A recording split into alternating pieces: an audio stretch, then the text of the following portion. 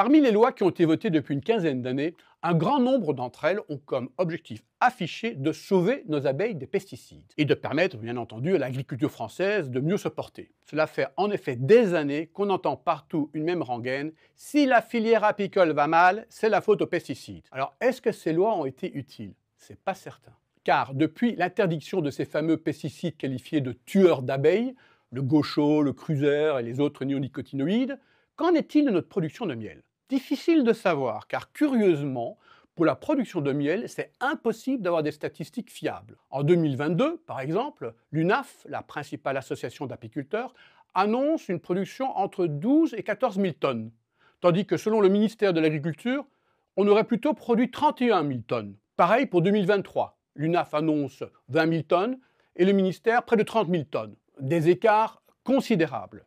En revanche, on sait que la consommation française de miel est stable autour de 40-45 000 tonnes. Et surtout, on connaît le chiffre d'importation de miel qui varie fortement d'année en année, précisément parce que notre production varie beaucoup d'année en année.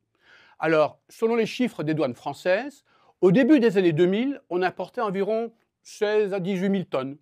Après 2005, on est passé à plus de 20 000 tonnes. Et depuis 2010, entre 25 000 et 35 000 tonnes. Autrement dit, les importations de miel ont considérablement augmenté ces 20 dernières années. En clair, on a interdit les néonicotinoïdes alors que les importations de miel ont continué à augmenter. Et le plus drôle, c'est que le pays qui est notre principal fournisseur de miel, c'est l'Ukraine, qui à lui seul nous fournit plus de 20% du miel importé. L'Ukraine a en effet fortement augmenté sa production de miel, principalement de miel de tournesol, avec des rendements de 100 kg de miel à la ruche, contre 25 kg en moyenne en France. Et cela sur des cultures de tournesol qui sont systématiquement traitées avec des néonicotinoïdes.